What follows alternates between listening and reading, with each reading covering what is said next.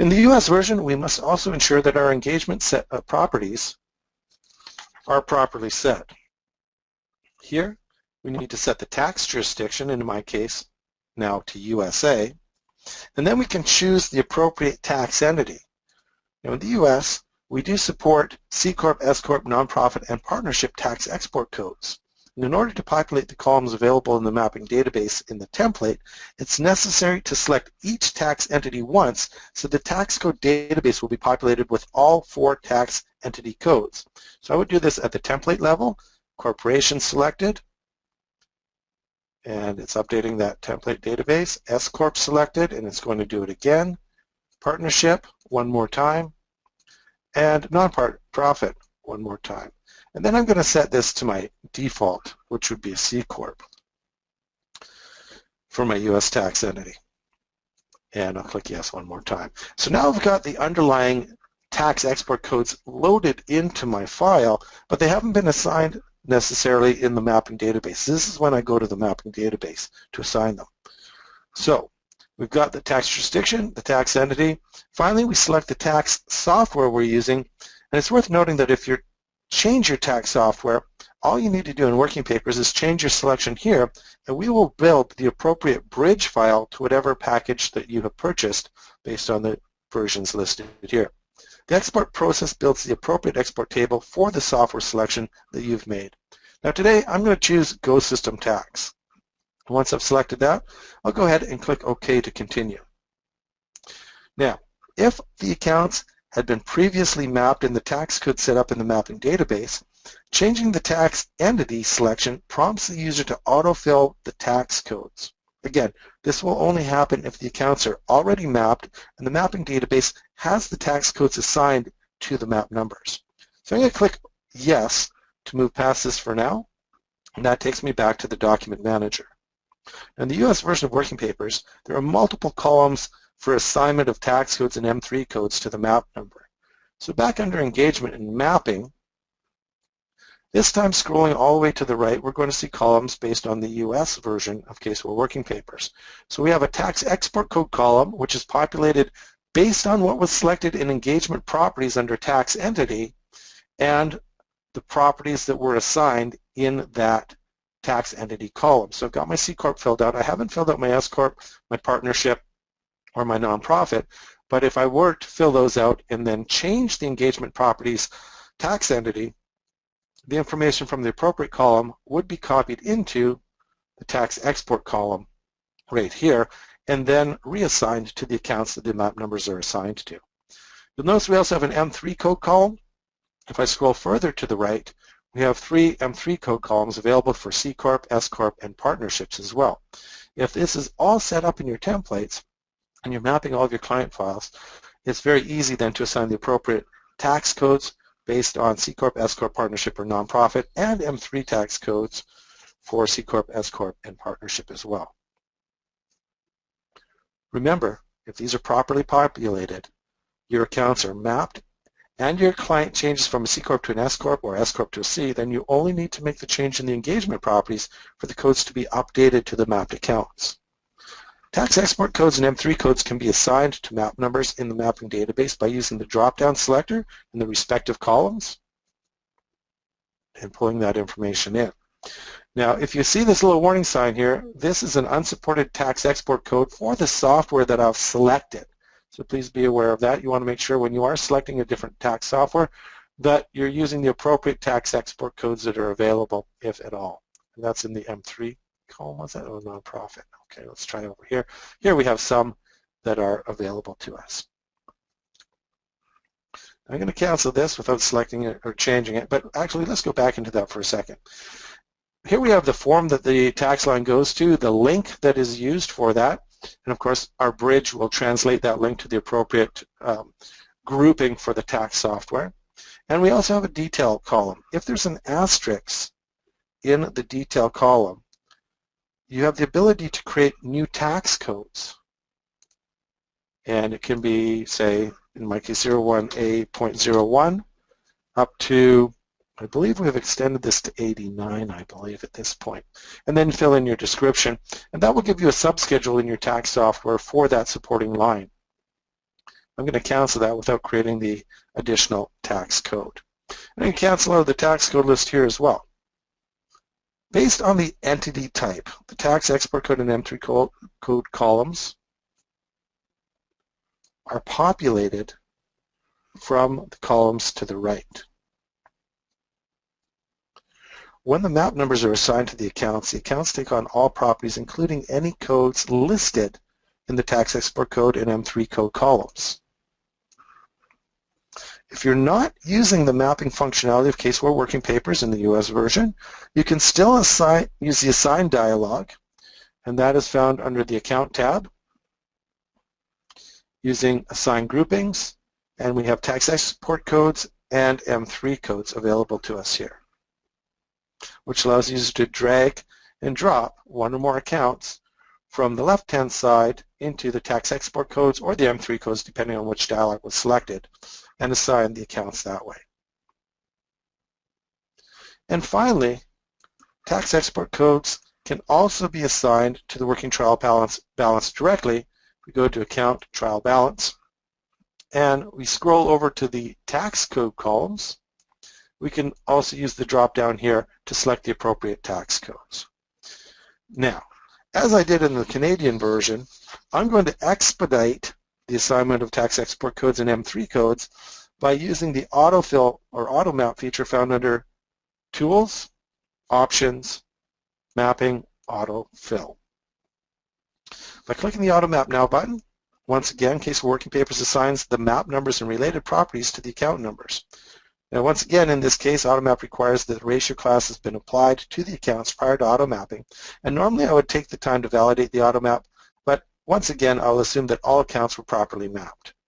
Because the tax export code was part of the mapping structure, it too has now been applied to the account. This means that we're now able to create automatic documents that summarize the accounts based on tax export code. So once again, let's return to the Document Manager, and I'm going to select Document 2.2.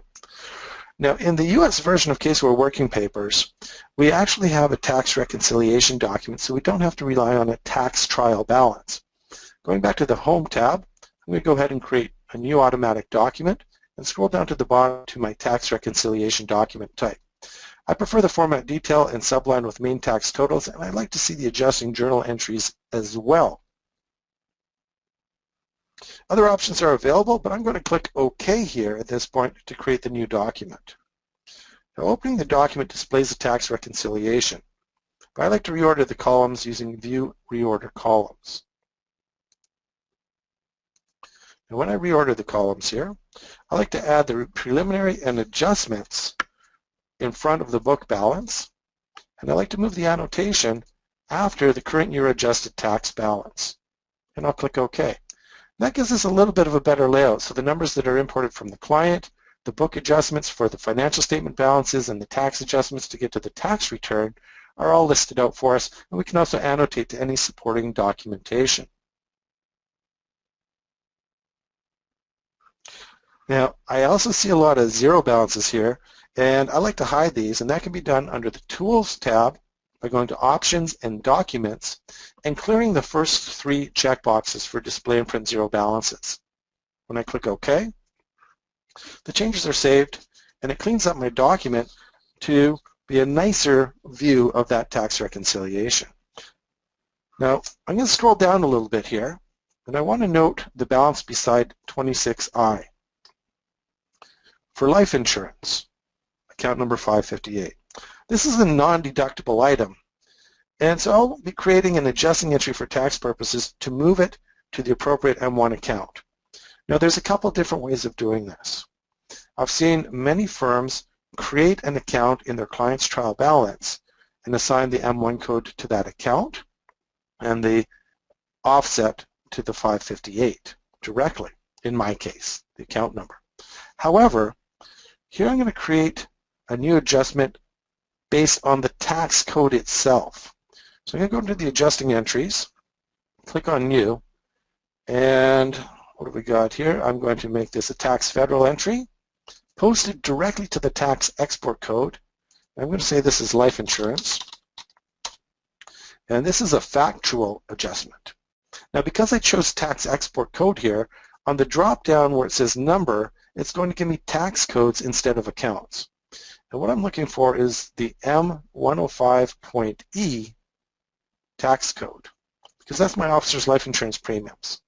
So I'm going to go ahead and select that, and the balance was $1,880, so I'm going to put that in directly. And the offset was to 26I, which was the insurance column. I'm showing the total amount column only, but if we want to customize that to show debit and credit columns, we do have that capability right there. The annotation column is turned on. That was done through the View Reorder columns, where annotation was one of the hidden columns in the adjusting entry screen. Once it's turned on, it'll be turned on for all of your files. And that allows you to annotate using any of the annotation capabilities that you see in the annotation columns and other automatic documents. Now I'm going to close the adjusting journal entry screen and come back to my tax reconciliation, where we see the adjustment to 26I, taking out $1,880, reducing it to $2,500 for export purposes. Also, if I scroll down to the bottom, we see a summary for the M1 adjustments. M105E is right there, increasing to $1,880. And in the bottom, total assets, liabilities, equity, net income loss. M1 adjustments, there's the $1,880 and the $1,880 increasing income. M2, M3 temporary, and M3 permanent are all available to us right here. Now, assuming we've made all the necessary tax adjustments, we can now export the information to a file that can be bridged into the tax software previously selected in Engagement Properties.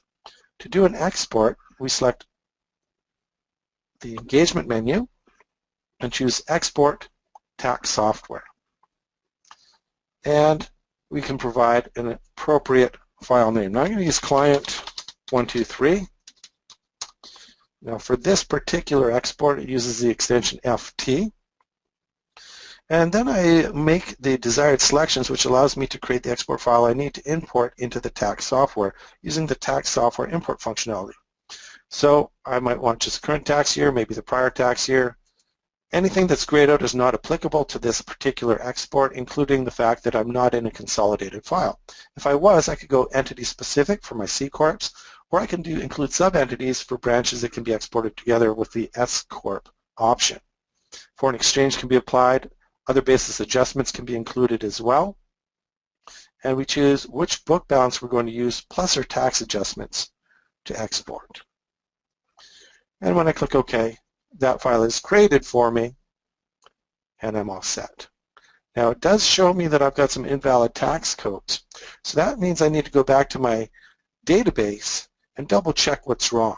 So I'm going to click OK here, and in my mapping database, just scroll down until I can see those items that have the error flags on them. And here we have this information is related to cost of goods sold. That is because some number of years ago, they prefixed these tax export codes with a 1125, and I haven't done that here. I'm not going to go ahead and fix it here, but it's something that should be done at the mapping database in the template, which can then update the individual client files so that the appropriate tax codes are available. If I just want to do a quick fix, I can go into the trial balance and update the line items. That is not the correct one. Update the line items directly.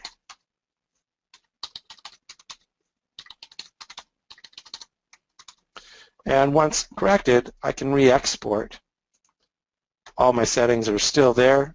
And there's, of course, help on each of the exports and how to import into each of the tax software packages. And I'm going to click OK once again. And that's a quick look at the tax functionality built into Caseware working papers for both the Canadian and US versions.